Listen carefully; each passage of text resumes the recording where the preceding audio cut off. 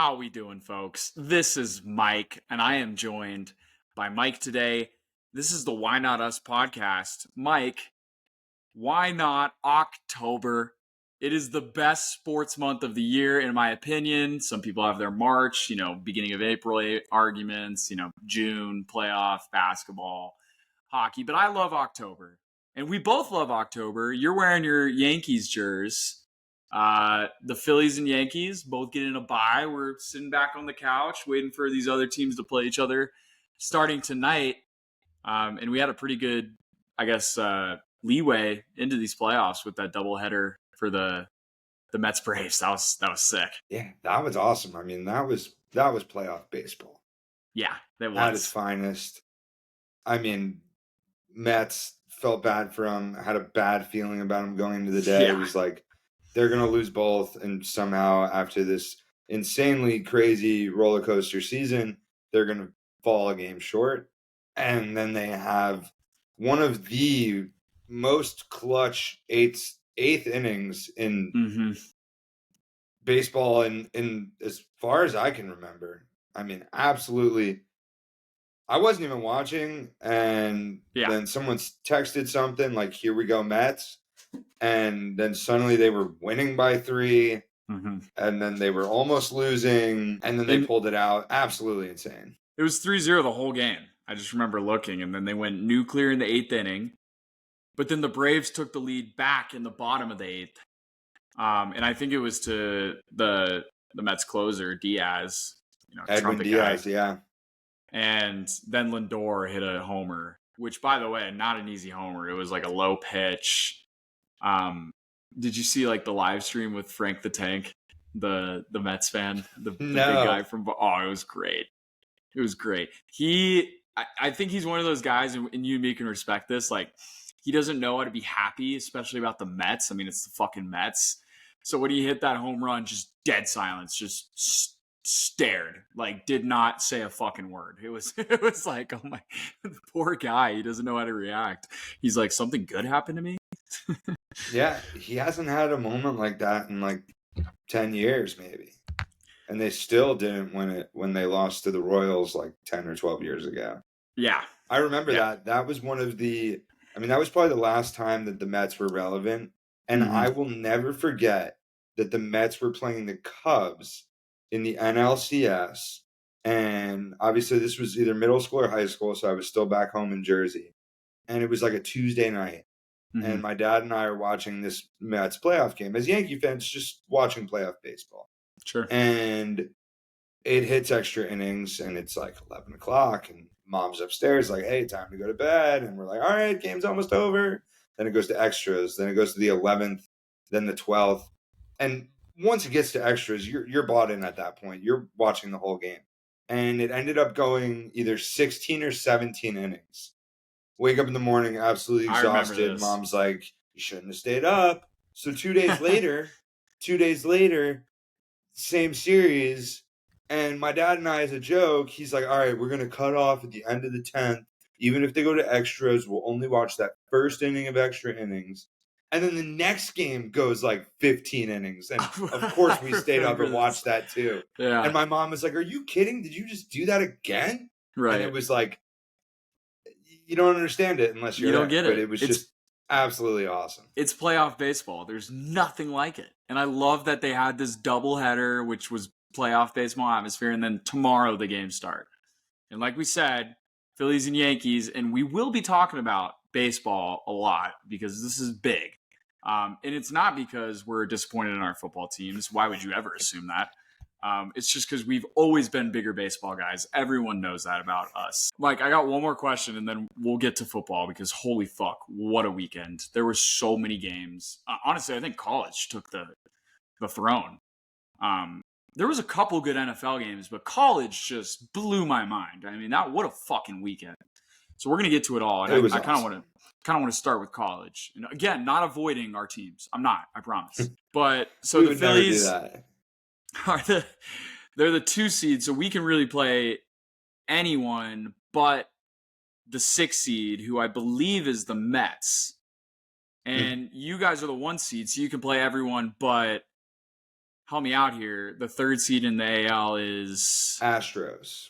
Astros. Wow, you dodged one there. Yeah. I think it's actually not like the NFL where they reseed. I think it's locked in. Really? I have this debate with myself every playoffs. I can never figure out which one it is. It's locked in. Yeah. It's locked in. So the Yankees will face the winner of the Orioles and Royals. Okay. Orioles Yankees would be a lot of fun.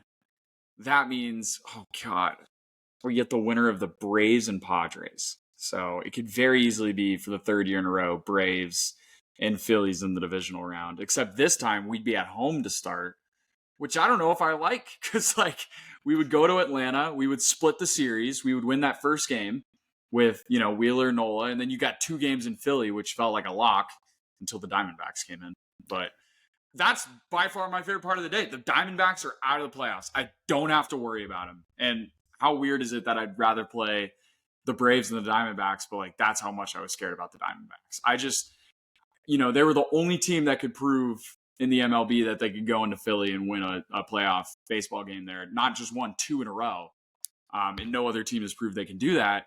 So I'm cool with not seeing the Diamondbacks. And yeah, I'm not really scared of the Braves or the Padres, so bring them on. Padres are good at baseball. Padres are good at baseball. I'm also, you know, we don't realize it right now, but playoff baseball is extremely stressful. It like every pitch matters. If the bats aren't going, it's just dreadful to watch. And I think because of that mindset it puts you in, it also leads to some of the best sports moments you could ask for as a fan. One that comes to mind, I was actually on your fucking couch for this. It was the first year we were in the playoffs with Bryce. It was the Padres series where Bryce hit the swing of his life, Bryce Harper. I was on your couch. Admittedly, I was asleep. That's just, which is so us. And I blame you for that. But yeah, so I missed probably the best moment in Phillies history since 2008. So thank you. My honor, my pleasure. Happy to be there. Again. And shout out some of our fraternity brothers, the guys I would watch with, and 9-10 younger guys from Philly. We had some great times 2 Octobers ago. That was when the Eagles were rolling and Philly shocked everyone. And we don't have to talk about the no-hitter against the Astros. We both hate the Astros. Neither of us want to see the Astros. I hate the Astros more. I'm taking a different approach to this MLB postseason because I feel like the Phillies are in a similar situation, maybe not even as much as the Yankees, but recently in the same way where the regular season matters. You want to win the division. It's never easy. But the Yankees were always going to be in the playoffs to go into the season. I was never really worried at any point throughout the season about making the playoffs. It was, can we finally beat the damn Astros? Yeah. Who robbed us of 2 World Series for cheating, but that's a whole nother topic. You and 4 other fan bases say the same thing. I mean, Jose Altuve literally hits a game-winning home run, and then all he can think about is making sure to keep his jersey on. Like, no, the first thing you do is fucking rip your jersey off. And then he says, I just got a new tattoo or something. Nah, you got a damn mic under that jersey. You cheating, lying, scummy fucking loser. And we're going to beat your fucking ass this year. I'm not afraid of the Astros. I don't care. Bring them on. Let's fucking beat the Orioles or the Royals. Whatever. Fun run for both of them. Orioles are in a bad slump. Royals, I'm not afraid of. They have no playoff experience. We beat them. We get the Astros at home. We finally fucking do the thing. It's fucking time. That's done with those fucking annoying pieces of shit. I think that's what it would take for the Yankees to win the World Series. I do. The Yankees' bats are going. Usually it's the pitching rotation and the bats are iffy. I don't know how you pitch to the Yankees lineup. And then we'll stop with baseball after this because I'm sure people don't care. But you've got Gleyber Torres leadoff. Sure, not great on defense, but he's gritty and puts the ball in play. Then you have Juan Soto, Aaron Judge, Austin Wells, Giancarlo Stanton, Jazz Chisholm, Anthony Volpe, Alex Verdugo. Like, the 9 hitter is fucking Alex Verdugo.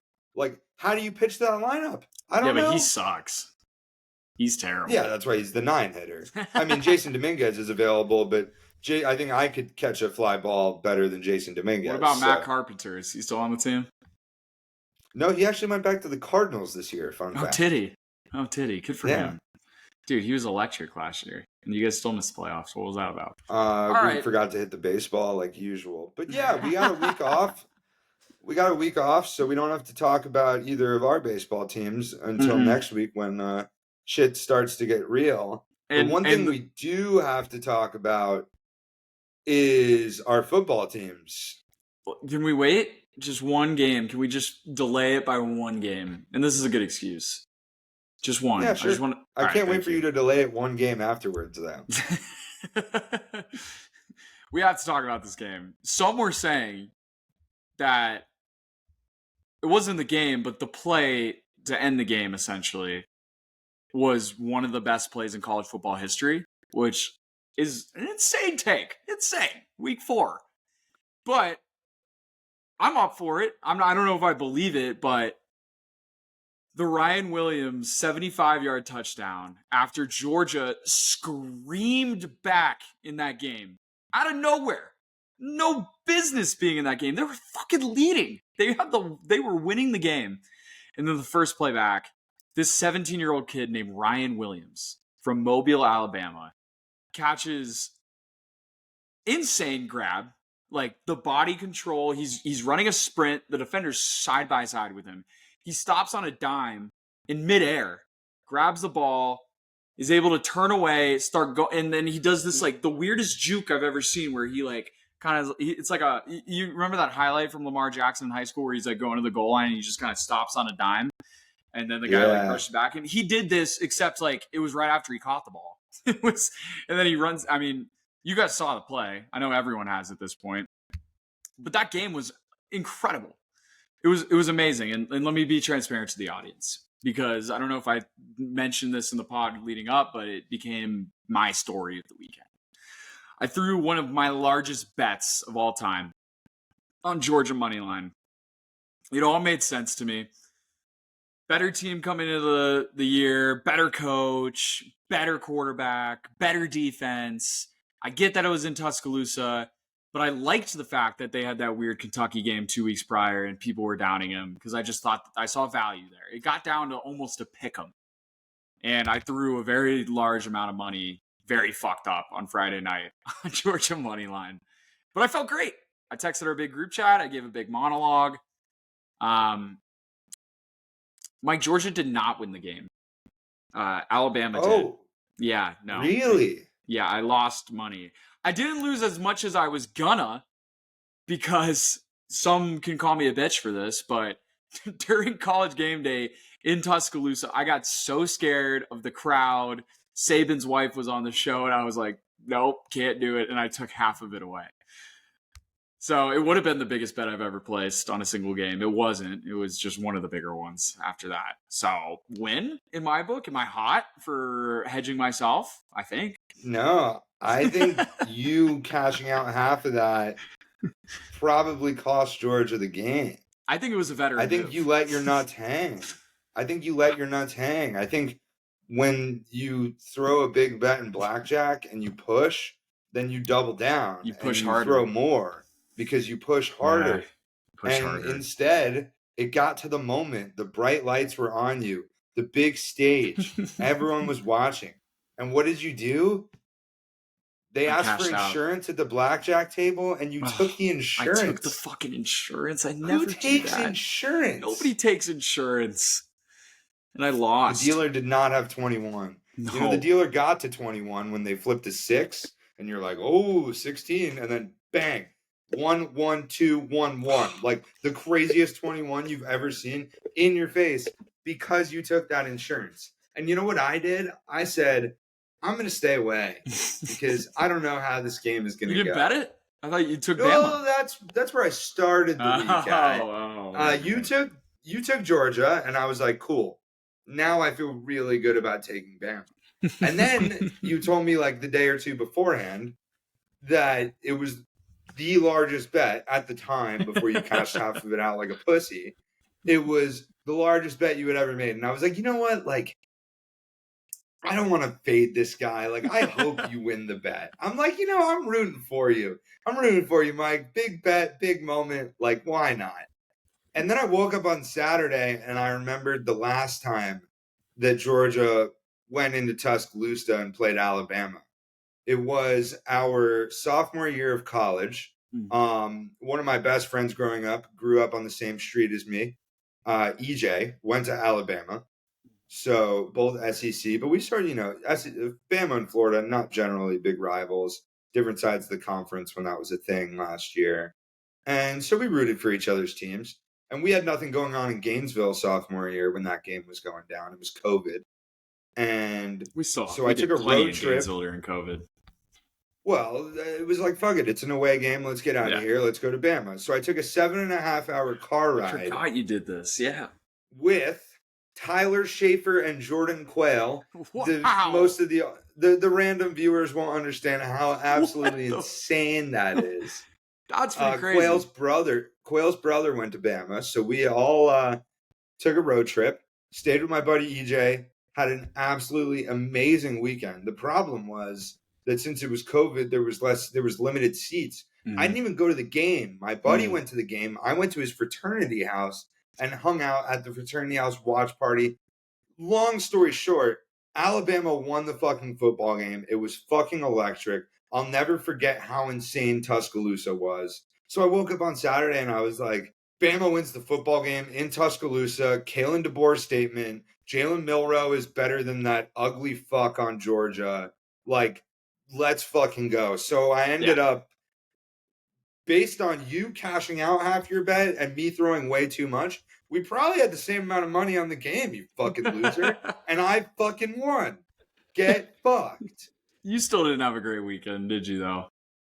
I didn't have a great weekend, but I had a really profitable weekend. I was a few big bets away from being fucking nuclear. Hey, we can start with the first. We can start with the first one.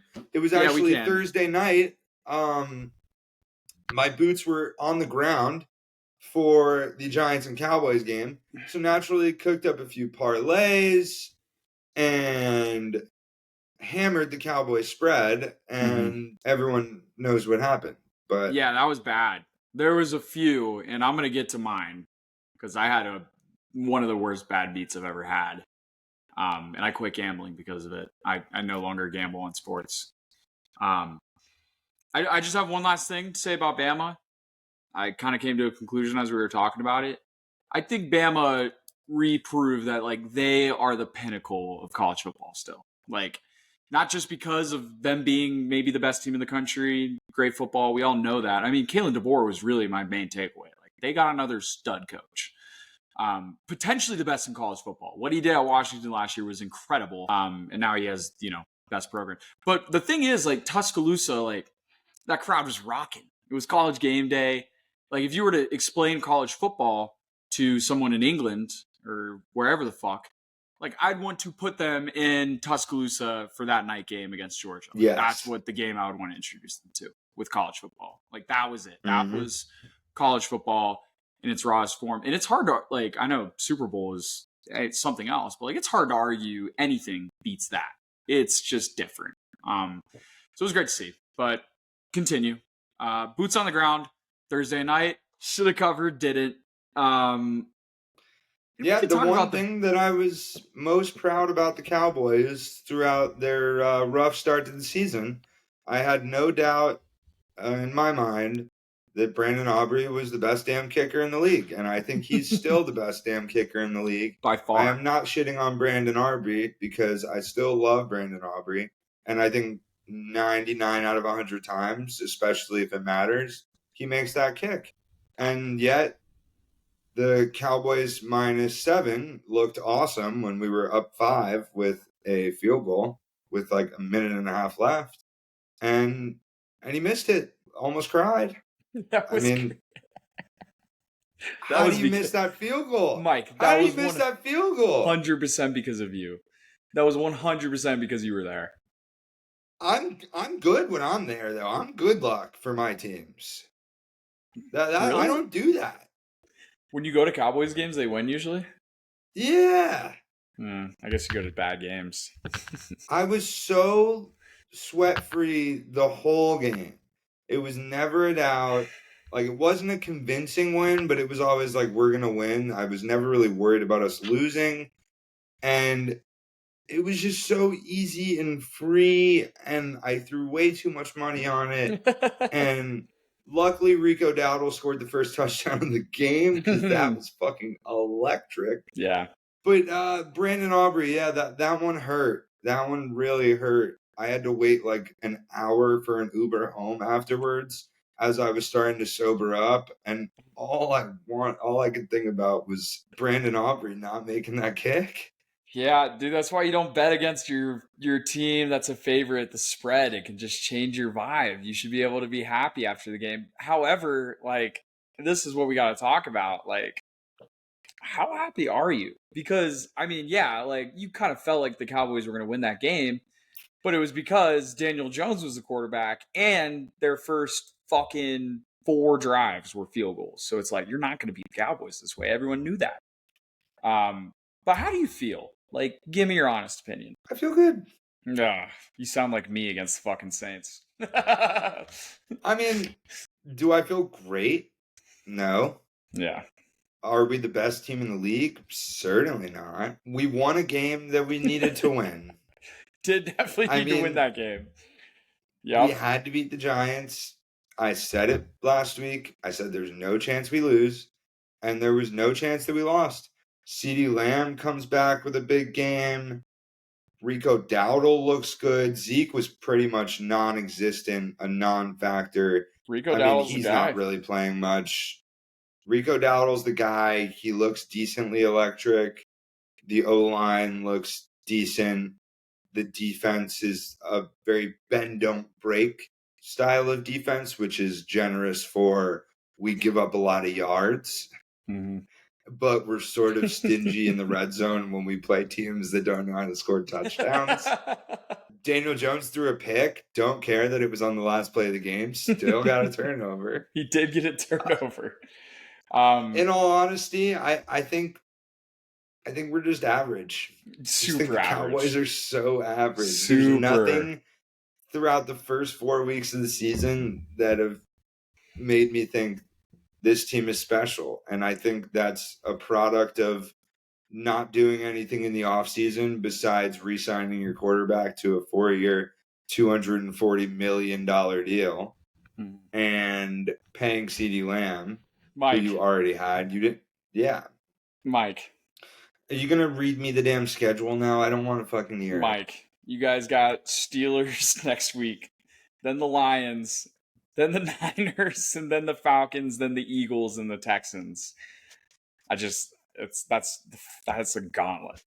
And so you have but the Steelers can't score, so we'll be in that game. They can without Micah Parsons, which it's looking like he is not going to play on Sunday Night Football.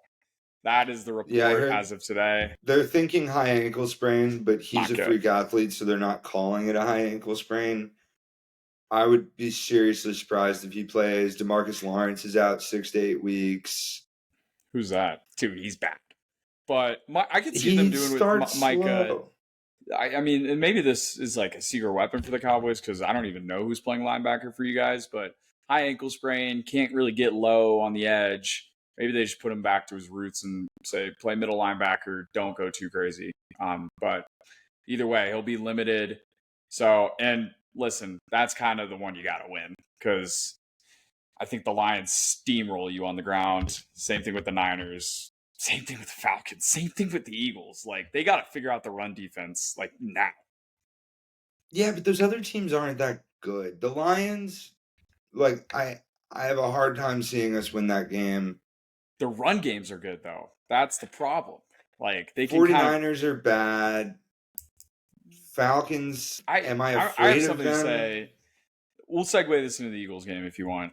I've kind of fully turned on Brock Purdy. I'm sorry. That guy can ball. I've fully come around. I can't, and I love calling him barbecue chicken trash. He'll always be limited, but dude, he's good. Like, he had a play, and he does this a lot. He does this 3 times a game where he comfortably rolls out to his left, and like you could just tell he's aware of the timer in his head, and he just waits for a guy to get open, and he throws to that guy. Like he's just a great decision maker.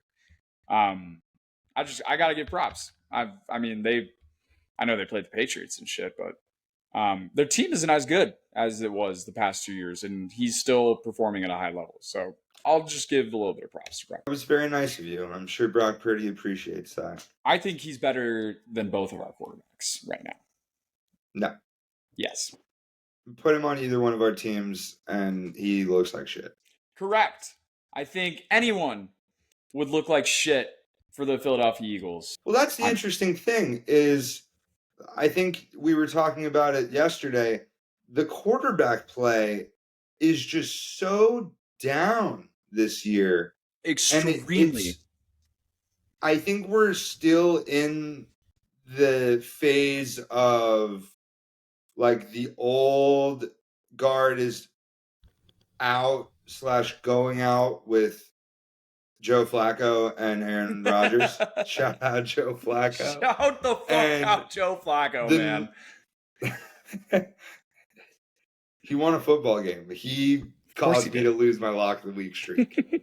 But anyways, him and Aaron Rodgers and the old guard recently retiring. Matt Stafford too. The new guard, yeah.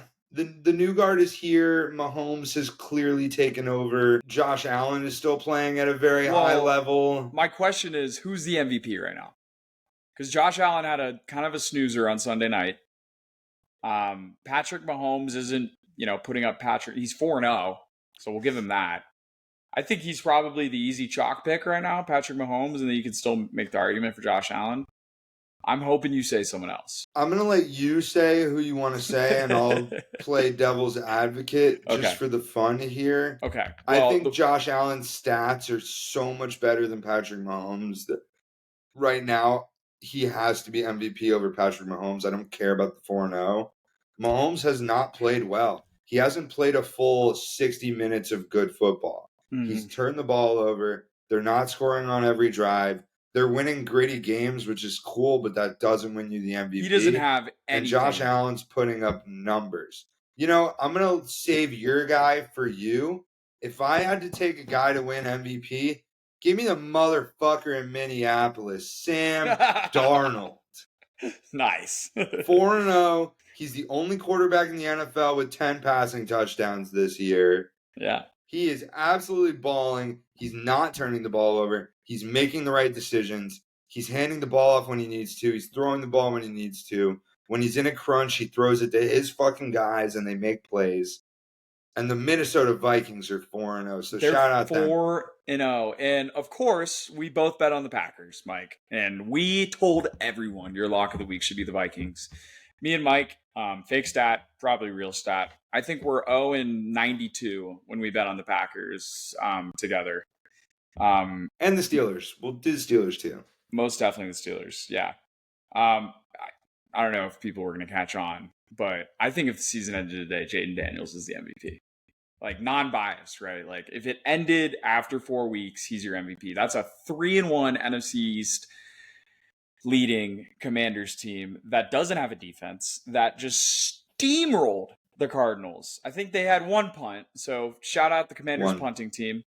But they put up 42, and it looked easy. I mean, he is wow. So this was talked about a lot, but is there any sports fan base that's happier than the Commanders right now? Just think about all of that they've gone through the past 15 years with Dan Snyder. The minute he's out of the building, you have a stable franchise. Dan Quinn doing a great job. I mean, Cliff Kingsbury might be the bigger story as far as coaching. I mean, they got dropped a, offensive genius in their lap. And then Jaden Daniels, who is he a top 5 quarterback in the NFL right now? Mm-hmm. Is he? Easy. I think he is. Easy. You said it best. The quarterback play is down. And, our thing last week was like, going forward, would you rather have him over Jalen and Dak? And our answer was, hell yeah. Fuck that. I'd rather have him now. And we'll get to the main reason I think that. But yeah, Jade Daniels, man. Holy shit. So I just tried looking and they're not available. They're probably greasing up the odds and whatnot. But I checked and it was like, when I bet it, it was 20,000. Then it went down to 13,000 the next day. And then I think it was at 5,000. He was still only like the, 13 best odds. Sam Darnold was ahead of him, which I don't get.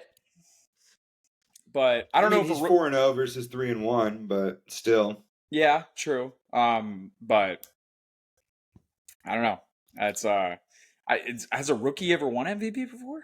I know Lamar did like in his first full year. But I don't know.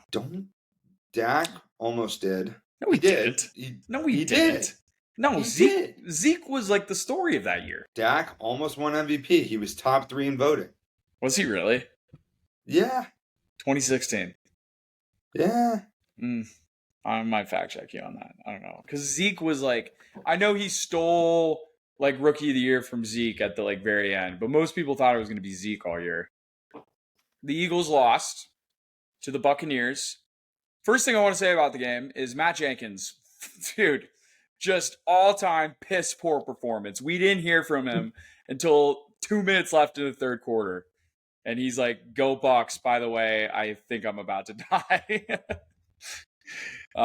So he had a Matt Jenkins night, and it affected his shit talking to me, which I was happy with. Yeah, you definitely got off easy on Sunday. I did not. It was a real opportunity. Sunday was bad. Well, from Matt Jenkins, you got off easy. Yeah, I guess to sum things up, everyone knows that if they don't know, they know now that the Eagles got absolutely disrespected down in Tampa. Number one reason. Give me your number one reason. It was post-Hurricane Tampa. I mean, like, nobody's going to beat post-Hurricane Tampa Bay Buccaneers. Like, first of all, I hope everyone's okay. It seems like it was a very bad hurricane. So, prayers up. The Eagles got the worst of it. I mean, it was like a 120, felt like, degree game. And they got steamrolled from the beginning. Like, holy shit, Baker Mayfield came out and just like the playoffs, just got anything he wanted. And there were some great throws in there. I gotta put some respect. Like there was tight needle throws, but still. I mean, it was 24-0 in a get-go. And the only thing you could think about at that point was the coach. And then, quarter or two goes by, and then I brought the quarterback into those concerns by far. And then the defense came into those concerns after I was so juiced up. I was like, fuck yeah, we got a defense. Like, let's go. We're not soft anymore. And then they were so soft. They couldn't tackle. They had like 11 missed tackles in the first half. Sounds like if we go back a few weeks ago, when both of our teams had questions preseason and 1 to 2 weeks into the season, you said the difference between the Cowboys and the Eagles questions were the Eagles questions are blatant and very fixable versus the Cowboys questions, you don't know what they are, which makes them harder to fix, and they're personnel issues. It was more so the Eagles' problems were easier to solve than the Cowboys, which I do still believe. However, they're not easy problems to fix anymore, and I'm fully able to admit that. Do you want me to tell you what they are? Yeah, the first 4 weeks of the season was, the Eagles have problems, but they're still grinding out shitty wins, so they're going to put it together at some point. Yeah. Like I've been asking for the first 4 weeks of the season, when the fuck are the Eagles going to put it together? And now the question is, will the Eagles ever put it together to the standard of this fantasy standard you think that they can reach? Dude. All right, well, let me say this first, because if you were to tell me, there's 3 reasons, okay? The first, and this is the easy one, and I'm not going to lean on this, but no A.J. Brown. Massive. He's our best player, in my opinion. Devontae Smith, out, and then Lane Johnson for that one as well. That game was always, and you could tell when they ruled AJ out, and definitely Lane, because Lane could have played.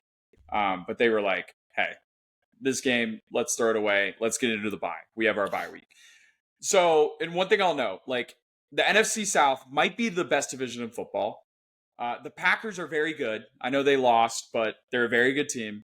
And we played the three best teams in the NFC South and the Packers, and we went 2-2 without AJ Brown. So looking back, if you were to tell me that about this Eagles team, I think I'd be okay with 2-2. That's all I'm going to say. Don't get mad at me. That's all I'm going to say on that. But here's where I'm going to Not mad, just a little shocked. But proceed. Nick Sirianni's done. He's done. Done. I am so done with Nick Sirianni. What does he do? What does he do? Other than decide to take the play calling from Kellen Moore and go for it on fourth down. Besides, be all like this to the fucking camera, which no other coach in the NFL does.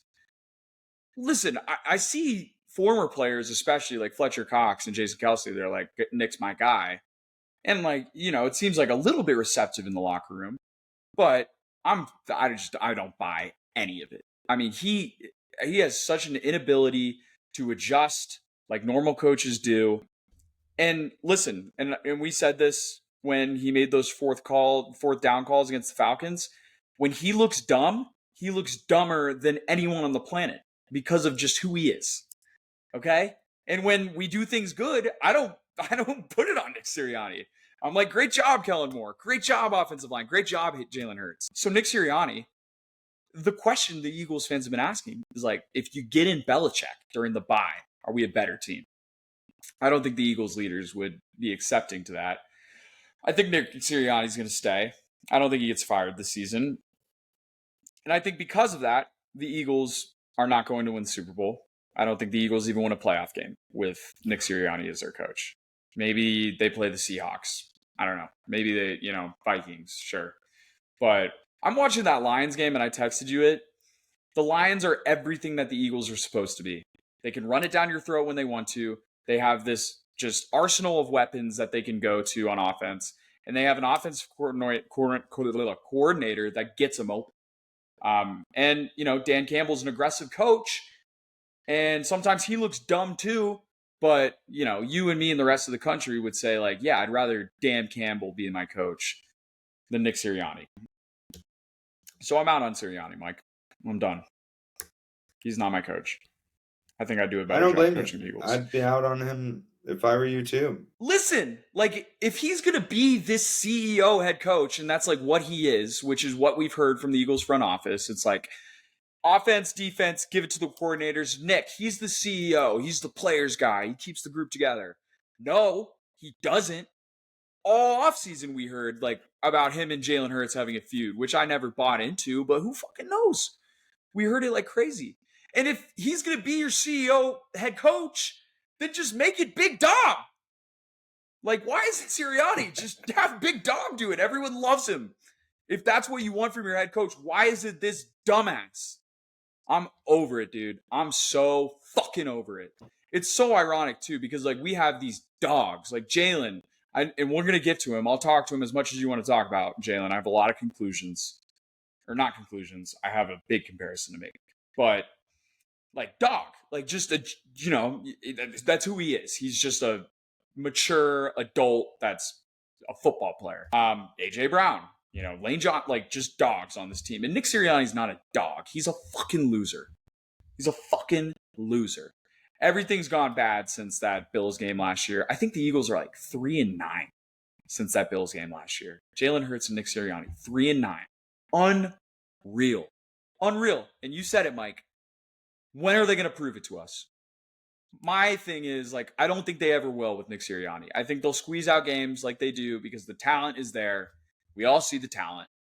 But there's no reason you get blitzed by the Bucs. There's no reason that Saints game was a 3-point game. There's no reason that Falcons game should have relied on Saquon Barkley's hands at the end. Our schedule's a little bit easier than the Cowboys, but I'm just, great. I get to watch our next 4 games, which are easy ones, and I get no conclusions about the Eagles after them because we don't play a good team. Nick Sirianni's still the coach, and we've seen what happened. Sorry, I went on for a while there, but no, we've gained some knowledge about your opinion, Nick Sirianni. You have officially lost a fan. As much as That was I'm glad you got that out. And I completely agree with you. Nick Sirianni doesn't do anything. He's got an awesome job because he Best doesn't have to job in do the world. anything. Unreal. Yeah. Because he doesn't do anything, I need to know what you think the issues are on the field.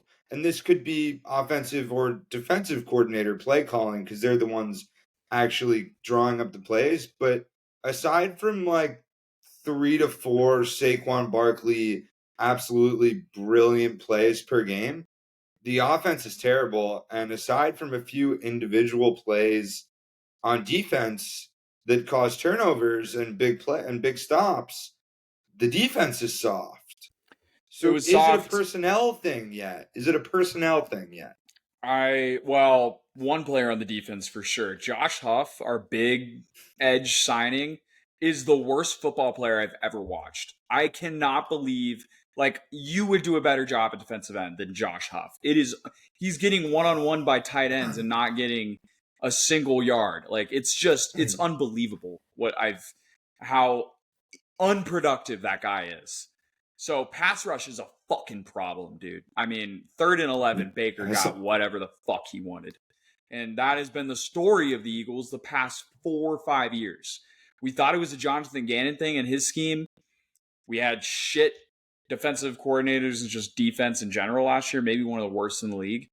And then Vic Fangio showed me some good things. Like, I definitely think it's improved. But the missed tackles were there yesterday. I'm not ready to blame it on the personnel just because of the weather and just because of the injuries, especially offense. I'm not ready to make any conclusions about this offense until A.J. Brown is back on the field because we saw an explosive offense in week 1. We just did. Saquon didn't get the ball enough. Like, dude, the guy had like he had 2 touches in the first quarter.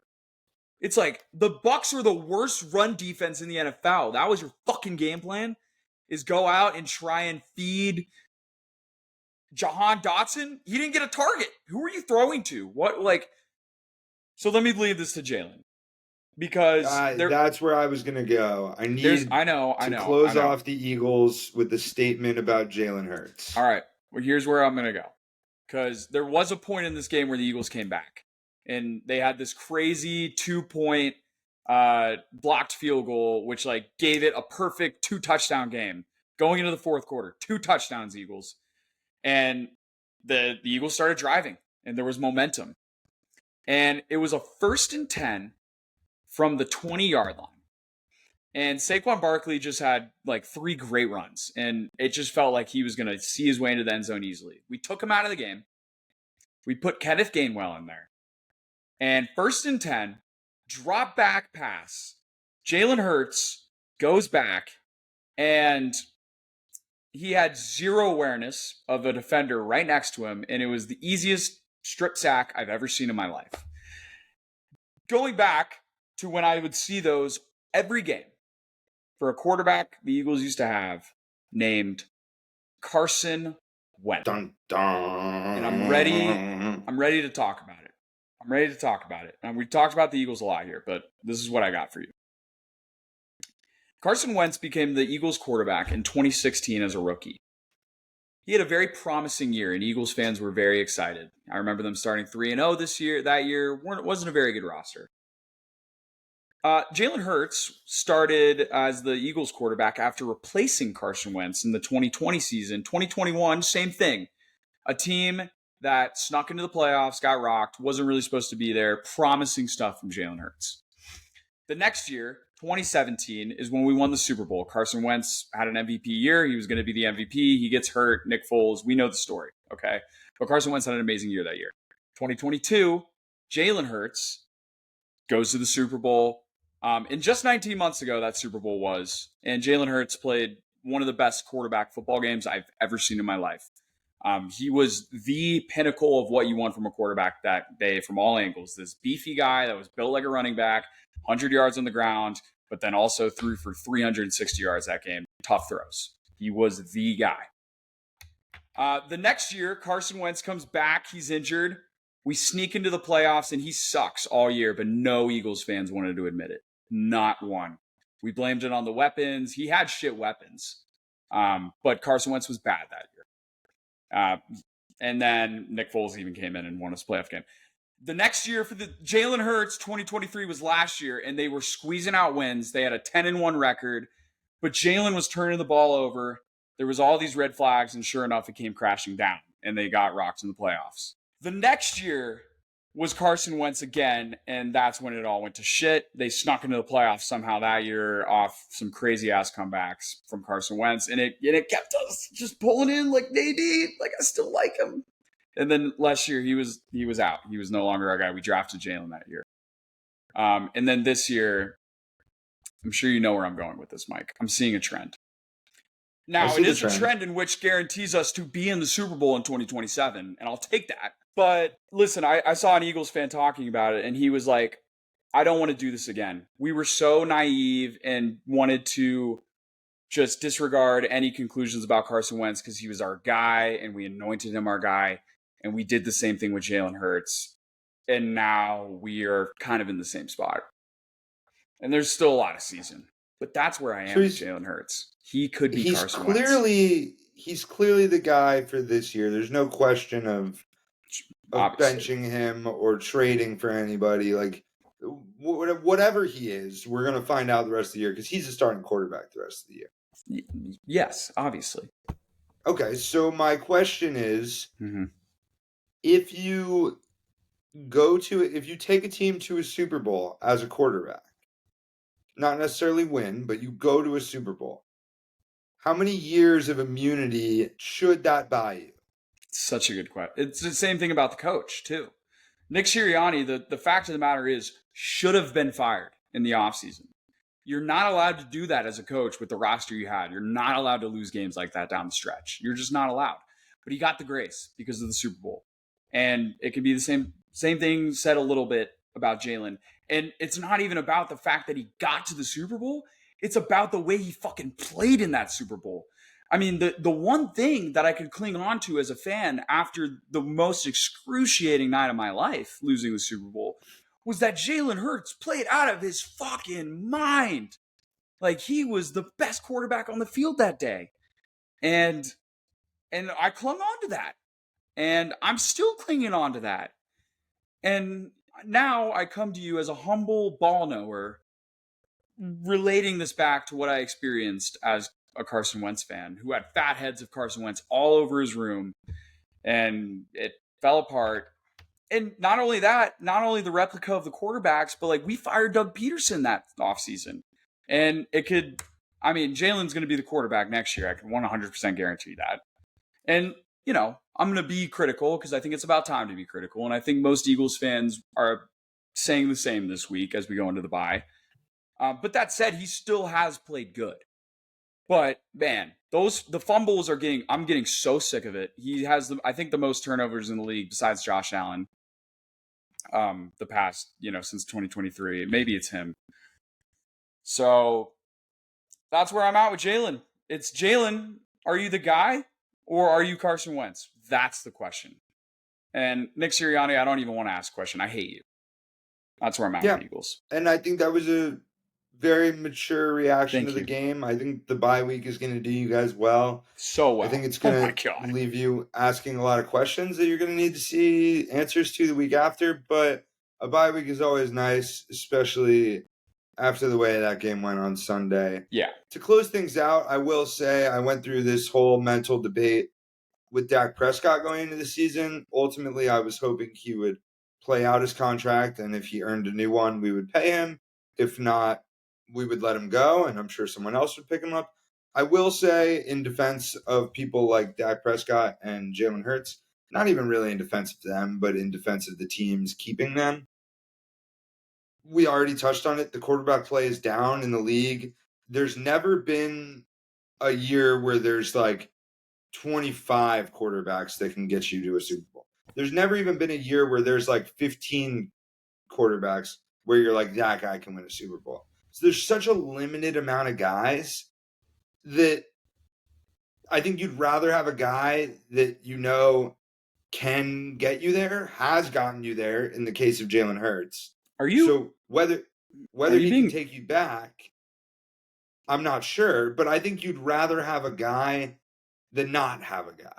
There Yeah. was this whole debate when the Cowboys signed Dak Prescott the first time, and I believe it was a $35 million deal back then per year, and that was the biggest. And everyone said you overpaid for Dak Prescott. And I said in the moment, even before he started losing every single first round, he had only lost like one first round at that point.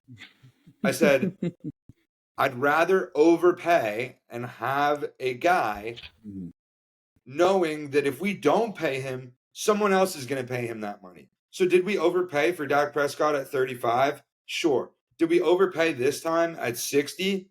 Sure. But if we didn't, he was going to go into the season and ball out and then, or not ball out and still make 45 or 50 somewhere else. Yep. So ultimately, in the case of Dak Prescott and Jalen Hurts, it's scary to think that you're stuck in mediocrity. That's the thing. Like, it's not even about replacing I'd still him. rather have a quarterback that has shown at some point in his career he can win games and possibly win a Super Bowl than have to play fucking Cooper Rush or Trey Lance or whoever the fuck, Trace McSorley or whoever your backup is. Yeah, we played a playoff game with Josh McCown, and it was pretty terrible. It was not. I don't recommend it to anyone. Yeah, and the debate is never like replacing Jalen or Dak, and maybe it gets to that point, but it's not that bad. It's just like, dude, we did pay you $50 million. Like, please play like it. Please, no more mistakes, dude. He didn't have like, I don't know, man. I don't know. I listen, I like Jalen, and I always have, and I'm going to die with Jalen. And the biggest thing for me is like, I refuse to believe like he's a bad quarterback after I watched what I watched in the Super Bowl. Now, he does look slower, and I don't know. Maybe he's trying. He gives 100% effort. He's the first one in, last one out kind of guy. Yeah, and he's a leader of men, but I don't know. I think the talent just might not be there. I think effort only makes up for talent so much. I think the talent's kind of disappearing a little bit. I think it's, yeah. I think so. Because, like, if you can't run like you did, then, like, how good of a passer are you in this league? Top 20? Maybe? I don't know. I just want Jaden Daniels. So bad. If I had to put my money on it, I'd say Commanders win the NFC East as of right now. So I looked. The Eagles were like plus 100, and then the Cowboys were like plus 210, and then the Commanders were like plus 300. So they're still the third favorite. Yeah. As a Cowboys fan, I can't bet on that, but I would. I get it, what Vegas is doing. Like, we got to see one game of the Commanders playing the Cowboys or Eagles before any hype is built. I think that game comes with the Eagles first. But that's what I got on the Eagles. Depressing. Cowboys won, but I don't know. The conclusions are going to come in the next 4 weeks. It's a big 4 weeks for you. Or 2 weeks. You got to buy. And yeah, the bye came at. I mean, Eagles fans were mad about the Week 5 bye, like too early at the beginning of the season. Dude, we had that Brazil game. We had a Monday night game. We had a bruiser against the Saints, and then this post-Hurricane Tampa game. Like, get us into the bye. Get healthy. And Nick Sirianni, fucking do something, dude. Just do anything. All right, let's go through the games. So we hit Cowboys Giants. The Broncos-Jets game was 10-9. See, I wasn't the only one that had to suffer through a 19-point Broncos game. It was Jets fans in the Meadowlands. Oh, man, I can't imagine that ride back to New York after a game like that. Wow. Bad. Holy crap. 9 points. 9 points. And they could have won the game. They missed the field goal at the end. So did the Broncos. But Bo Nix is 2-2, Mike. And so are the Jets. I've come to a determination that it's really hard to switch the culture of a football team. And the culture of the Jets, no matter how many head coaches and quarterbacks and GMs they go through, is a bad culture. They don't win games. They don't win championships. They aren't good in the regular season. I mean, the Patriots won that division for like 20 straight years. Now it seems like the Bills kind of have it for the next whatever. Garrett Wilson, Aaron Rodgers, Breece Hall, Sauce Gardner, they're just on a losing team. That team doesn't win. And the Broncos, on the other hand, are a team that plays great defense, no matter who's on the defense, and plays low scoring, gritty games. Their offense is ugly, and whatever the opposite of sexy is, I guess ugly again. And they pull out the win. The Broncos, Bo Nix. The Holy Broncos shit. are 2-2. I'm really happy for the Broncos. I want to keep riding this team. It's just a fun team. They're a football team, man. You said it best, the defense. I mean, Bo Nix went 12 for 25. He had a 35 QBR, and they won the game. He won the game.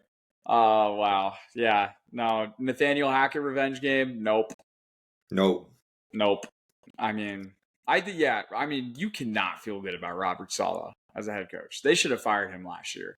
Yeah. You should have put anyone else on that team. I mean, yeah, we saw this, like, and this is over exaggerating, but like Hugh Jackson, he goes 1 in 31 or something like that as the head coach of the Browns, and they bring him back for a season.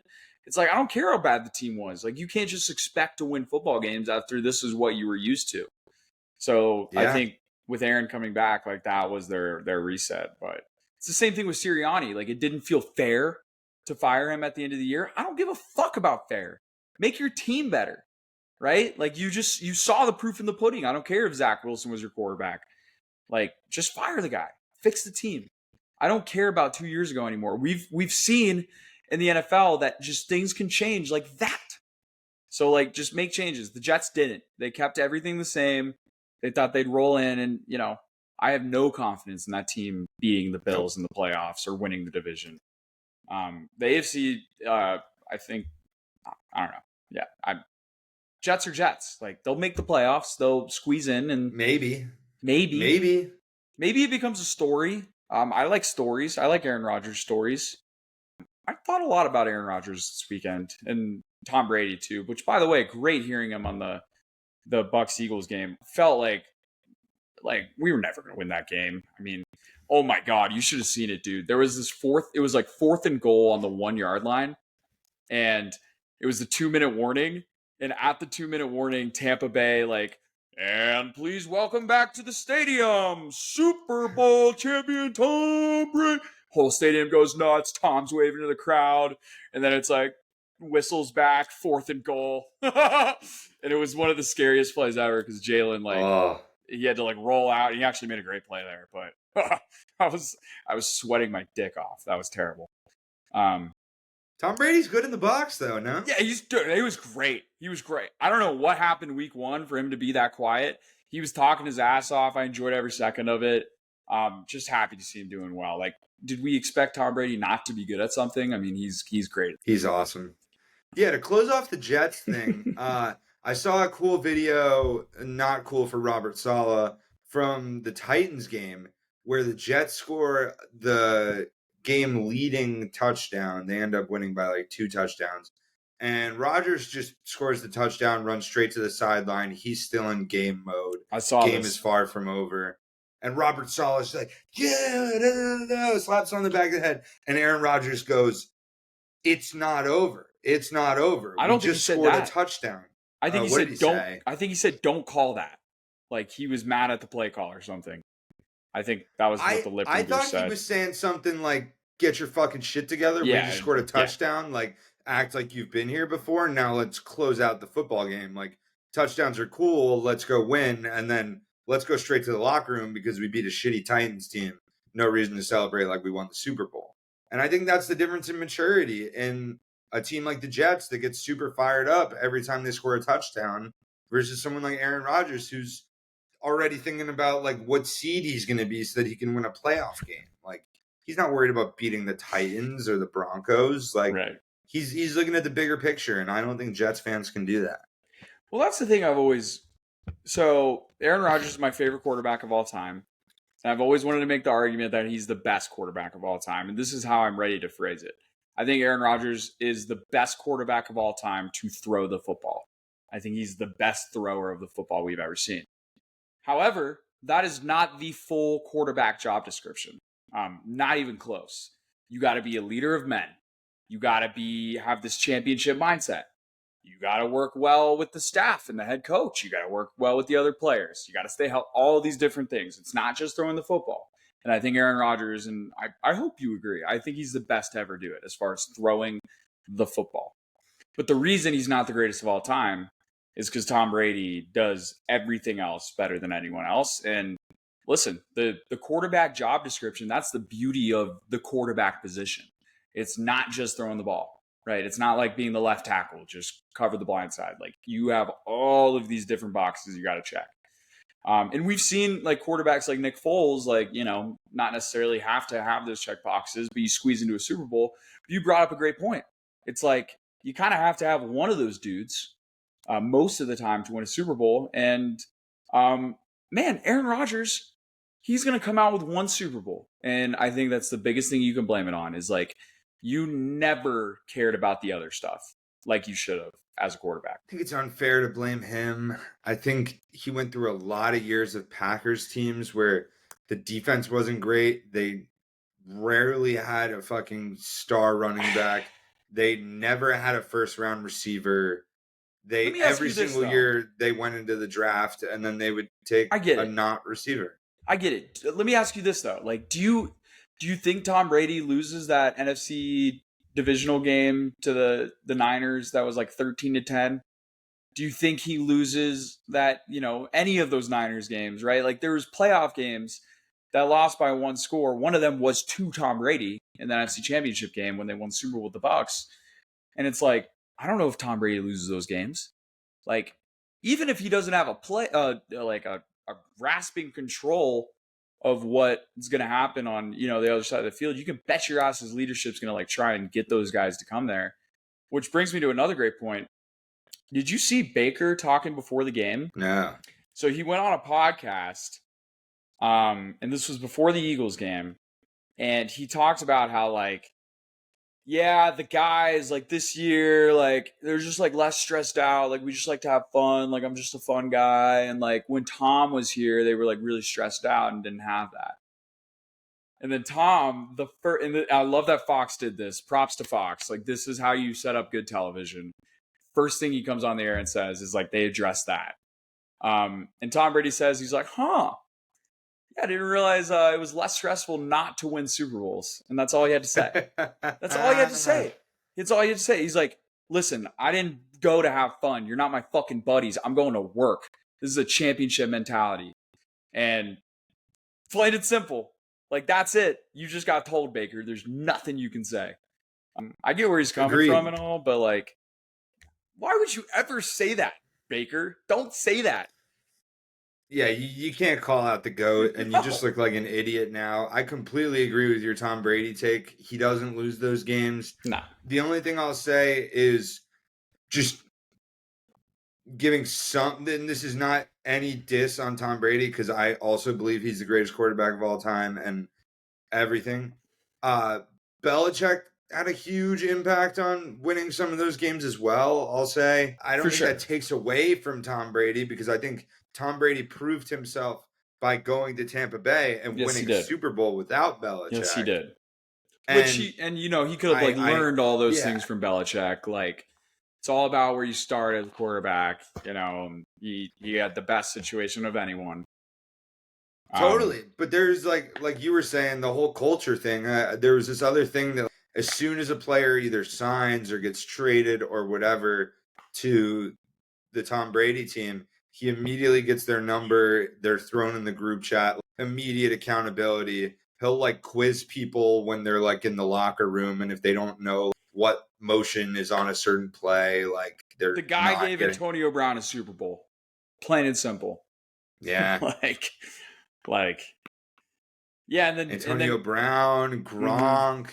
He worked with Aaron Hernandez, Randy Moss, all these personalities, and he was able to get everyone to buy in to like, let's fucking put all our egos aside and win a damn Super Bowl. The mission stays the fucking same.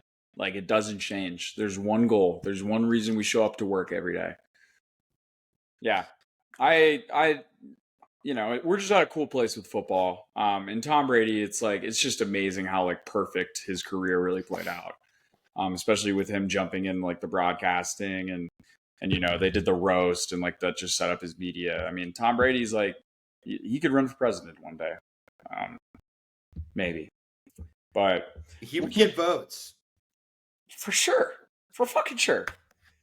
We just lost the Seahawks game. They didn't cover. That was plus 3.5. So, Mike, you went 6-9-1. Oof. I went 8-8. We both lost our locks of the weeks.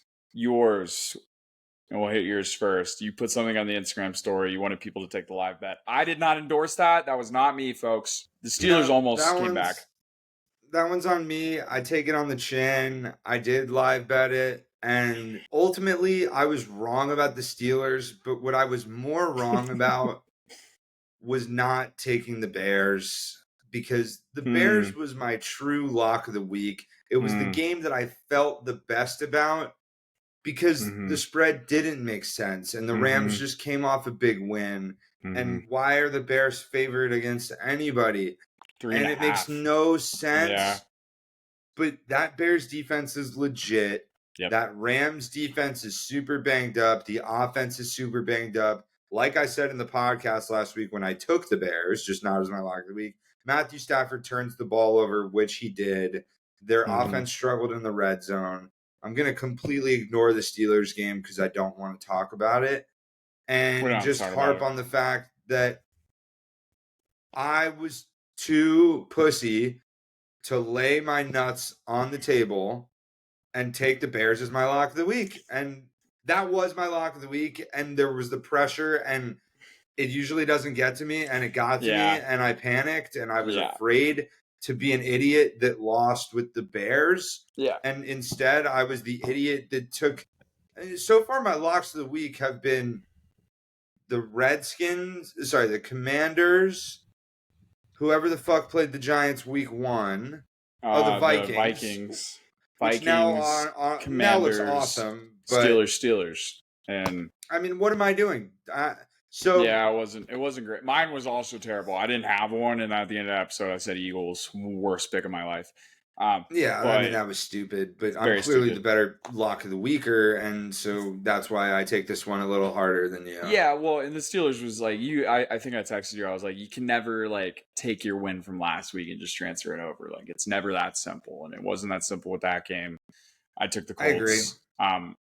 I took the Colts. Yeah, it was. I mean, I knew if I bet on the Steelers, they wouldn't win. I knew if I bet on the Colts probably wouldn't win, but they did. So I'm 1-3 betting against Steelers this year. Hopefully, I might take the Steelers for the first time next week. We'll get to it on next episode. I got more games. I want to talk about this one. Feed them. The Vikings are 4-0. And congrats, folks. Like we said, me and Mike bet on the Packers together. They got frisky at the end. Jordan Love actually played a pretty good game. Ish. He threw some picks, but first game back. I mean, Jordan Love will be fine. Packers will be fine. Vikings will also be fine. They're legit. They're absolutely legit. Sam Darnold, it's kind of like Brock Purdy. Just don't fuck up, dude. You got not only Justin Jefferson, but Jordan Addison had a great game. Hawkinson's going to come back at some point. I mean, Aaron Jones looks awesome. And the defense is great. So that's a complete football team. And, the story's Sam Darnold, but the reason he's successful is the team. And I'm so happy for Sam Darnold. I'm so happy for him. The Vikings are 4-0. Yeah, I can't say I saw this coming. I will say that I was totally bought in on Sam Darnold before the season. I was bought in after week 1. I was all over it. None of me could have predicted that he'd be one of the MVP frontrunners. I can't take credit for predicting that. Yeah. But he was in some of the worst possible situations a quarterback could ever be in. And now he's in a fantastic situation. Yeah. I'd argue I'd take him over Brock Purdy. I think he does more than Brock Purdy. I think that having someone like Justin Jefferson, who you can rely on to literally throw the ball up to. And worst case, it's going to be an incompletion. If not, it's a completion, a touchdown, or a pass interference on the defense. Like, that guy's unreal.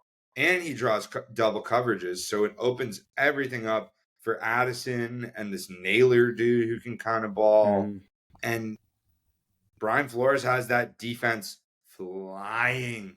There are some guys that just aren't great head coaches, but are great coordinators. I mean, I thought Dan Quinn was a perfect example of that. I take that back because he looks like a pretty good head coach. But someone like Brian Flores, someone like Hackett, who I think is a much better offensive coordinator, someone like Kellen Moore, who will never step up and be a head coach. Yeah, no way. Someone like Robert Saleh, he needs to go back and be a defensive coordinator because that's what he's good at. Yeah, and I think Brian Flores is another one of those guys. And you can see all he has to do is worry about firing up a defense to fly all over the field. And he's damn good at that. Yeah, and this Vikings team is good. And the Vikings got a steal, too, because, after what happened in Miami, I don't know if he ever coaches an NFL team again. So, he could just be, the long-term DC there, which is, it seems like a steal. So, yeah, Vikings, we're going to give you your juice. I want to know who you play next week. It's a London game. The first London game of the season, and we're going to wake up for this one because it's Jets Vikings in London. What a game. Can't wait. Give me the Vikings. What do you think the line is? Yeah, 7. For the Vikings? Yeah. It's -2.5 Vikings. I mean, it could be Jets the are going to somehow win that game. It could be the drop-off game. It would make sense for this one to be the drop-off game. I hope not. That'd be cool. 5-0 Vikings team? Not going to overthink it. Just going to hammer the Vikings. Okay. Yeah, not overthinking it. I don't really know what our formula is to win games this year, but that could be it. Yeah, my new formula is betting on the culture of a team. Like I said with the Jets are losers. The Broncos don't score points. All right. I got culture. I hate betting. Yeah. So, the Eagles don't have much of that. All right. Yeah, Shut up. Listen, if there's one thing I know myself to be good at, it's the Hail Mary. Not the Hail Mary in football. It's the Hail Mary of betting. I hope you know what I'm talking about. When you have a bad weekend, starts Thursday, just nothing's going your way. Maybe you throw one of the biggest bets of your life on Georgia Moneyline and they blow it.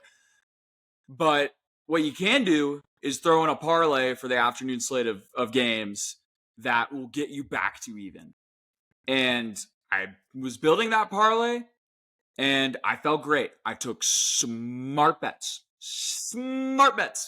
It was good. Niners money line, Chiefs money line. I almost took Chargers spread. I stood away. I took Commanders money line. No, I took the over in that game, which hit comfortably. And then I even took for the Sunday night game Ravens first half because I was like, they're going to come out swinging. They did. That all hit.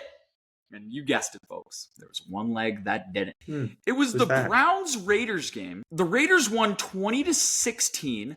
The over-under was 36.5. The lowest I've seen in a very long time. And I said, you know what? Max Crosby's out of the game. The Raiders have proven that they could score points. Yeah, that's fucking low. Give it to me. So I took it, and that was my last leg. And this is what happened. It was 20-16 with about 12 minutes left in the fourth quarter. But the thing is, you get to a certain point of the Raiders getting the ball back. They don't care about points. They're just going to run the clock out. And the Browns need a touchdown. And the Browns got a touchdown. And I told you before we started talking, it might have been the longest Browns fucking touchdown in 20 years. It was like an 80-plus yard bomb. Great play by Deshaun Watson to Amari Cooper to completely hit the over, save my weekend, and I continue being a degenerate gambler. But like I said, I quit. Because on that play, there was a hold, but there wasn't a hold because it wasn't a fucking hold, dude.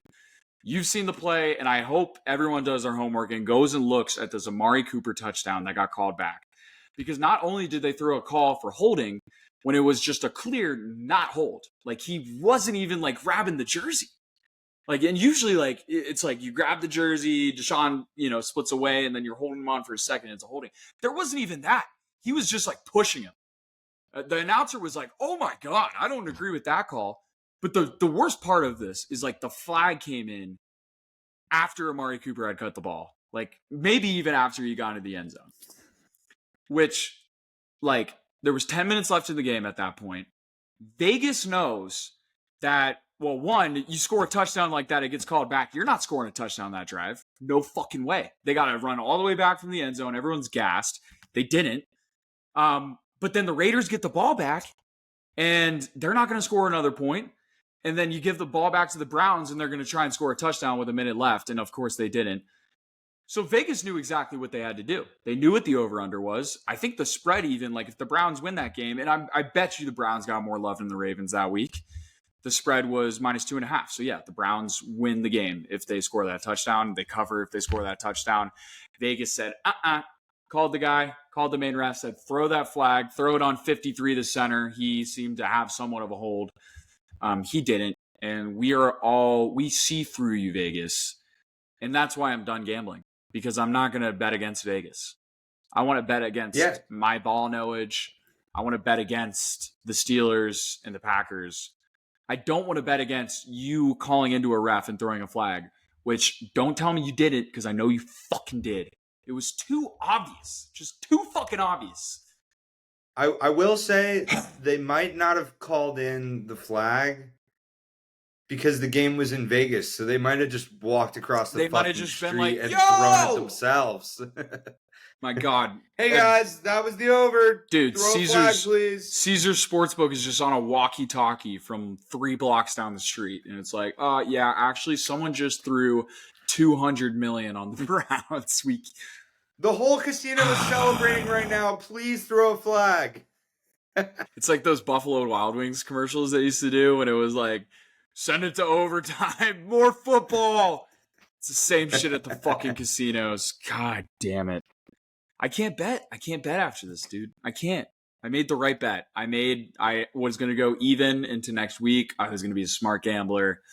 I was going to be happy on a Sunday night. Instead, I was just depressed. Bad Sunday. Very bad Sunday. I texted you a lot after. I was like, I'm switching it all up. Day one, going to the gym. I'm making dinner. Waking up early. And how'd you do with that? I went to the gym today. I got into a great routine beginning of the year, and then I let it fall off, and I became a bum. So I do this with myself. I get into these like life cycles, and I just like stay in it, and I'm comfortable in it until something bad happens, like last weekend. In which case, here I am, new me. New sober October. Let's and no betting, right? No betting. No betting. I don't gamble anymore. Which brings us to our next point, Mike. A new challenge. Our $100 bet. We talked about it in the last pod, and I don't think we actually processed what we had to do because we hate this. This sucks. There's zero chance we win this. We already hate our first bet. Not fun. So we thought it lined up great. We're like, first day of October is today. Playoff baseball starts. Great. Let's like take a, easy -400 bet. Nothing we liked. Nothing. We hated them all. I think it was like anything to get a hit, anything strikeouts. I'm scared, especially playoff baseball. You don't know what's going to happen these first games, especially for a team like a Tigers that hasn't been there in forever. So, Mike, what did we do? Well, we had to find a -500 bet because, as we explained, the challenge is a -500 bet every single day for 30 days. Ish. You turn $100 into almost 24 grand. Mm-hmm. Easy. So naturally, the easiest -500 lock that we could find was in the playoffs, but not the MLB playoffs. Nope. The WNBA playoffs. That's right, folks. We're a WNBA playoff or podcast. And Mike, we are betting on the Minnesota, whatever their WNBA Lynx. Team name is. Minnesota Lynx. The Lynx. Uh-huh. Yeah, not them. We were betting on one person in particular. Yep. Alana Smith. My favorite. I love her. I can't tell you that I know a lot about Alana Smith, but She's a moderately cute blonde Yeah. forward. She stands at 6'4.5" as ESPN lists it. Damn. She is averaging 5.8 rebounds per game this season. And we only need her to get 4. Just 4 rebounds. Just 4. Playoff Day basketball. 1 of the challenge. Yep. You're gonna be hyped up. We just want you to get 4 boards, Alana. That's it. The Minnesota Lynx are at home. The Connecticut Sun, I don't know much about them either, but I heard they're going to be pretty nervous tonight. And they're probably going to shoot and miss a lot of shots. Alana Smith, she averages 31 minutes per game in a 40-minut WNBA game. Perfect. So she's going to have plenty of chances to grab 4 rebounds. 4. That's it. And that's all we need. That's all we are asking. We almost took Sabrina Ionescu to make 2 threes. We even did research. Like, we went back, see how many threes she had, see how many boards Alana had. I'm just scared of 2 threes in a game. I know Sabrina Ionescu is like Steph Curry of WNBA, but that scares me. Maybe we'll take her a little bit later for one of these bets. If Alana Smith gets 4 boards, helps us keep going. But I think, we're probably just throwing $100 away. Probably. I think so. I think where we're at in this thing is the first, few days to the first week, the first 7 days, I'll say, going to be tough. Just get us nerve-wracking, scary. Honestly, get us to Sunday football. If we can get to Sunday football and make it through, then we're rolling. Then we're flowing. Then the money is there. We're into 4 digits and we're feeling good. We figured out a formula. We know what to bet on. Yep. The hardest day is day 1, and I feel like shit about it. So I can't believe that we just threw $100 to win $20.83 on someone who I've never seen play sports before. I've never even watched a WNBA game before. Sorry, WNBA. Maybe one day. I've watched some Caitlin Clark. Sure. I don't think I've even watched her in the WNBA. But yeah, $100 every day of the month of October.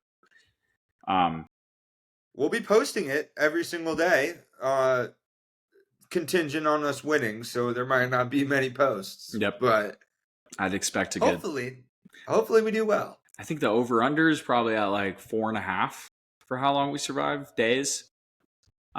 Give me the over. Why not us? I think we get a week. I feel good about 7 days. I honestly think we will fuck up on football. We will fuck up on Sunday somehow.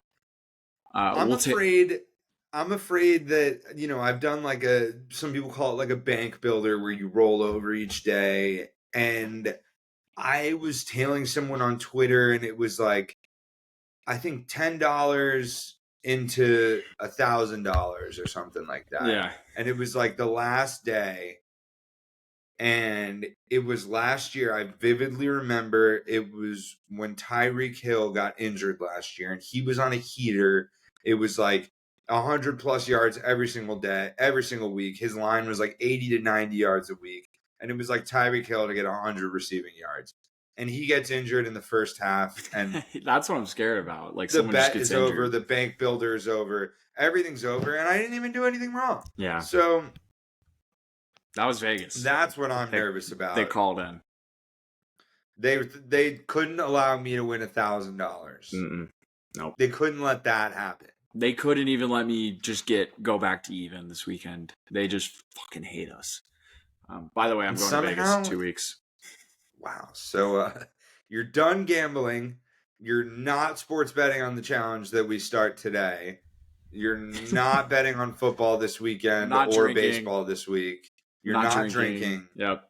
And you're going to Vegas in 2 weeks, but not gambling. For my birthday. It all adds up to me. Why not me? I'll tell you why not. Because of you. Yeah. Did you have anything else? I mean, one thing I will say, and I'll just ask you the question. We said great week of college football. I think one of the bigger surprises was just how good Colorado was. They were 14-point underdogs going to UCF. By the way, UCF is the Florida Gators next game, who we, even after their blowout loss to Colorado at home, we are still underdogs at home in the Swamp. And guess the line. It's the same line as the Texas A&M and Miami game was. It's -2.5 for UCF. And the Florida Gators are at risk of going 0-3 to Power 5 teams in the Swamp this year.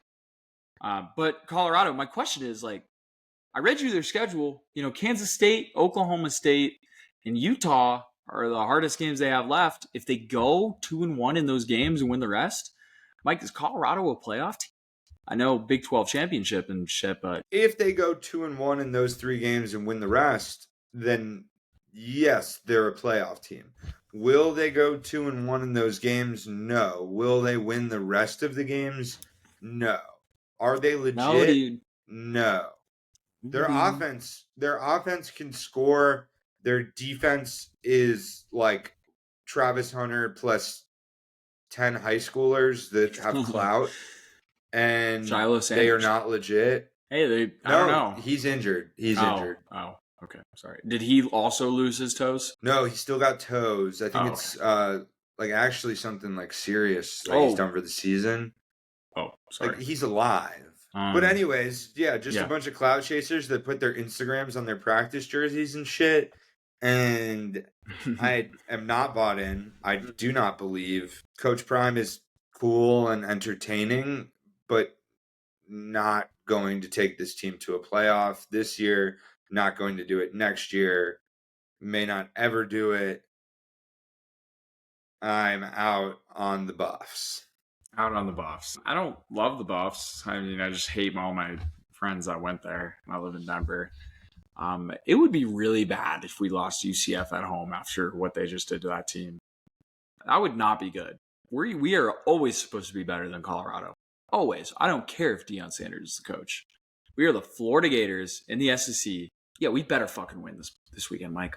We better. Are you going to bet on it? Is that because you're not betting anymore, or because you don't want to bet on the Gators? It's because the last time I bet on the Miami game and the Texas A&M game and we lost. So maybe it's me. I'm saving my school. Yeah, I think I'm going to fall in the trap and end up betting on the Gators. And I think the reason is it is the same spread. So, like I said, when I was confused after we got smoked in the last game at home, it was 2.5 and we got smoked. Then it was 2.5 against a team that isn't as good and we got smoked. Now, for the third straight time, we're dogs by 2.5 points to a team that is not as good as the other two teams. Now, clearly, we're showing the world that we're not as good as they think we are. But UCF is a newly promoted, quote-unquote, Power 5 team. Mm-hmm. It's their first year. How Power 5 is their squad, really? I'm going to talk myself into betting on the Florida Gators. I think it's a must-win game, and I don't know how Napier keeps his job if he doesn't win this one. It's just hard to change a college football coach, but yeah. All right, well, we'll talk about it next pod. We have to talk about one more thing. I completely forgot. I knew there was one thing we didn't talk about in my head. Big trade in the NBA. Mm-hmm. Yeah, we didn't talk about it. Let's talk about it. We'll end the podcast. Big trade. The Knicks made, it seems like, one final move. This was their last kind of big hurrah, and this is who they got now. And it was Karl Anthony Towns. He's now on the Knicks, and they got rid of one of the Nova Knicks. They got rid of Dante DiVincenzo. I want to hear your thoughts on that, because I liked him. He won you some games last year. And Julius Randle, rest in peace. So yeah, Karl Anthony Towns not on the Timberwolves anymore after almost taking that team to the finals. Best team that team has ever had in franchise history. And then they just got rid of their number 2. And I actually like the move for them. And I don't know if I like it for the Knicks, but I want to hear your thought. You're a Knicks fan. This is the most excited that I've ever been for the Knicks in my entire life. Now, 6 months ago, going into the playoffs and throughout the playoffs last year, even throughout the regular season, that was the most excited that I had ever been as a Knicks fan. Either last year or this year upcoming, we have never had a team this talented. None of the Carmelo Anthony teams were this talented because we traded away the world to get him. And we had one really good year of Carmelo Anthony, a few other exciting years. We were never a legitimate contender. Last year, we built a really incredible squad around an amazing player who has probably the greatest value contract the NBA has ever seen. The fact that he was making $20 million last year and was like a top 5 MVP front runner is incredible. Jalen Brunson is a baller. I'll say I could go on about the Knicks forever. I'll give you two things. Number one, I love Julius Randle. I won't say I'm sad to see him go, but I love everything he brought to the Knicks. He gave 110%. Another guy that we signed him on a 3-year, $63 million contract just because you have to spend money on somebody, and they expected nothing after they lost Kristaps Porzingis, so they brought in Julius Randle, and he gave them hope and excitement, and it was awesome. Now, I've said ever since he became the number one on that team that he's not a guy you can build around to win a championship. He's a guy that is a number one on a bad to middle mediocre team in the NBA. He deserves a spot in the NBA. He deserves to be an all-star every other year. He is a great player, but he's not a guy you can build a championship team around. And I've always said, as long as he is on the roster, he needs to get the ball and he needs to play, and therefore we can't win a championship. Number one reason why we can win a championship this year is him not being on the team. Thank you for everything, but happy to see you go. Number two reason is I've been asking for Karl Anthony Towns for 2.5 years. And it sounds insane. It sounds insane, but I'm telling you that I've been asking for this exact player, Karl Anthony Towns, Cat. I've said it verbatim multiple times over the last 2 years. There's been trade rumors every offseason, especially before last year when they actually played well. He is the fucking man, and he is exactly what the Knicks need. He plays defense. He can shoot. He's going to play as a center. He's going to play big. I hope he does. I hope he does. And he's going to play as a number two. He played as an awesome number two with Anthony Edwards. He's going to play as an awesome number two with Jalen Brunson. Yeah, I'm sad to see Dante DiVincenzo leave, but we'll sign some other role players. We'll be okay. I don't know.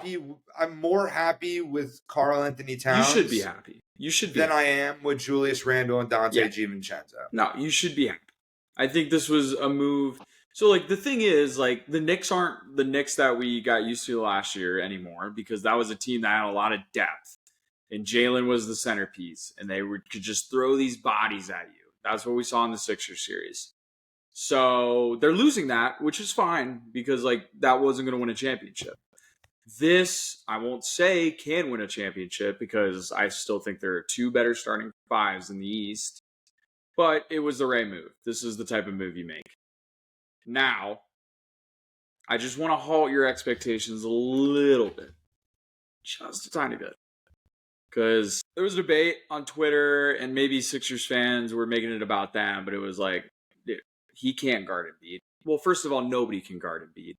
But he especially, like, him and Embiid have always had this, like, I mean, you remember the fight that they had when he was with the Wolves. But he's never been able to guard Embiid. That's not a solution. If anything, Hartenstein was better at that. And that's a fact.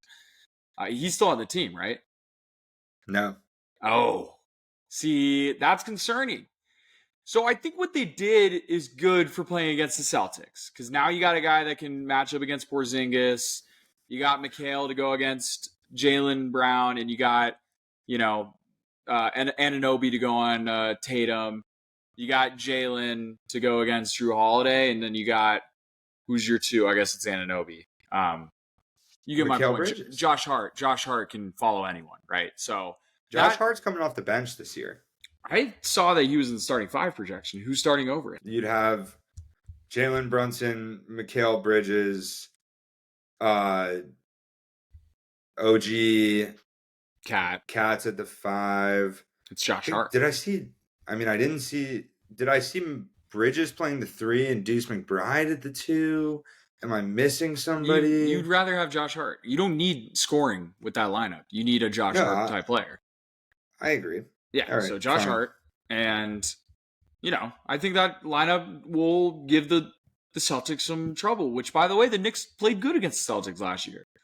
They were a good team against the Celtics. They weren't the better team in the playoffs. We all knew that. The Knicks also choked against the Knicks Pacers. Got injured, and they lost to the Pacers because of injuries. This whole the Knicks don't have depth anymore. I mean, I don't know if it's Tom Thibodeau's fault for running players into the ground until they get injured, but the Knicks had no depth last year. Nah, I don't know, like just the fact that you had Anunoby, Deuce McBride, Josh Hart, Julius Randle was hurt in the playoffs, but they were a team that could throw a lot of different combinations at you. Yeah, but Deuce McBride was a guy that didn't play for 60% of the year. Josh Hart was a guy that came off the bench all year. Hartenstein came off the bench all year. DiVincenzo came off the bench all year. They put it together with these guys that happen to be on the team, but in no way, shape, or form did they have depth. And I think they did. They had a good 8-man roster in the playoffs, and they trade. Yes, they did. Bogdanovich got injured in the playoffs. They had Deuce McBride. All right. And theoretically, they did without the injuries. That's what they traded. They traded for a betting starting 5, which is what teams in the NBA usually tend to do when they feel like they have the championship window. Sure, maybe. It's not that simple in the NBA. Those guys are kind of already gone. JaVale McGee to be our backup center. Maybe. Mitchell Robinson, is he still on the team? Yeah, he's probably still injured though. My point I'm trying to make is I think they got better competing against the Celtics. I do not think they got better going against the Sixers. I think Joel Embiid has always had Karl Anthony Towns' number. I think that Tyrese Maxey is equal, if not better, than Jalen Brunson, and you can kill me all you want for that. I'm dying. How do you say that, dude? After last year, his ceiling's insane. It's he could It's cool because Paul George is without a doubt our third option. It is Tyrese Maxey. He is the number 2. It's not even a question. There's not a single Sixers fan in the world that is debating who the number 2 is on that team. It's Tyrese Maxey. That's how good he is. It's pretty cool to have Mikal Bridges as the number 3 option. I do love he's Mikal a number Bridges. 1 on most teams. Okay, I don't know about most, but I do love Mikal Bridges. I love Mikal Bridges. He's great. You're gonna love OG Anunoby is our 4th option. It's a good lineup. Oh my god, we're rich. It's a good lineup. We'll see. NBA is gonna be good. MLB playoffs gonna be great. That's NBA what reminded is gonna me. Get good because you talked about bringing a consistent guest. I texted our friend, maybe best influence in our life ever, Sean Andros.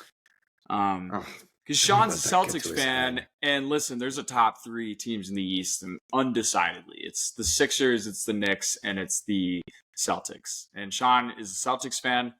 Mike is a Knicks fan. I'm a Sixers fan. So I can envision us having Sean on a lot during basketball season. Who knows where the pod will be as far as schedule and shit then. But I think it'd be cool to get a Celtics brain in here. It's also great because we love shitting on Sean, and I fucking hate the Celtics. So yeah, I'll throw his application into the ring as being our Celtics correspondent come basketball season. I'll review that application. I'll get back to you. Maybe we'll have an interview of some sort. We certainly need a mandated dress code for him, leprechaun, maybe something like that. We have a lot of Sean give stories him to tell. So much. You just were way too nice to him, and that's gonna go straight to his head. Me? Yeah. Why me? One of the greatest influences in our life. Well, he is a lot of the reason we are the degenerates we are today. I don't know if you could say that. I could definitely say that. I texted him this today. I'm not okay. I'm not being nice.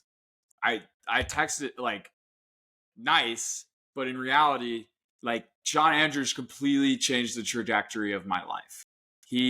I was a good boy who was an actor in college who had ambitions of being on Broadway one day, and then I rushed to fraternity, and Sean Andrews became my big brother and taught me awesome, terrible things. And here I am. And could be good, could be bad. We'll never know. The point is, Sean Andrews had a very big influence on my life. You want to hear We're what going back now. You want to hear what he said to our Andros family group chat today? Oh, that is so lame. He said, Yeah, "Hello, what did he say? descendants. We'll be retarding around Gville, Kentucky weekend, October 18th weekend for whoever will be around. Keep in mind, there's probably half of the people in this chat that don't know who Sean is now. So it's just a random 25-year-old being like, yo, I'm going to be pulling up." Which is so Sean. That's so you, What Sean. a You fucking loser. You better go right back to your room and act like you own the place, because you fucking do. That's your house. You know he will. Bring Maui. Bring the rooster.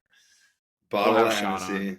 He was very mad he wasn't the first guest. He was very upset. Well, he'll get his moment. He will. And he made a promise that he will one-up Matt Jenkins, which it was a pleasure having Matt on. He did not put in a good performance after, but and we messed up his video. We would have loved for you to see him in his suit with his 1-inch tie. We'll have Matt Jenkins back on the show. We'll have Sean on the show. We'll have a lot of our friends on the show. I think a lot of people enjoyed that. And every single one of them will bring their lock. I didn't check if the Matt Jenkins lock hit. I'll just go out on a limb and say it didn't. No, he added some WNBA legs in there, and those I know for a fact. Those didn't hit. Those were the ones. Yeah. Cool. Good. Yeah, because I think it was Caitlin Clark, and she didn't have the greatest game. No. Yeah. Sorry, Matt. But cool. Yeah, I was like, holy fuck, what are we missing? I know it's something. We talked about 4 sports today. We talked about football, baseball, WNBA, and basketball because of the Knicks trade. Mike, why the fuck not us? Why not us? Just ball knowers, guys. Peace.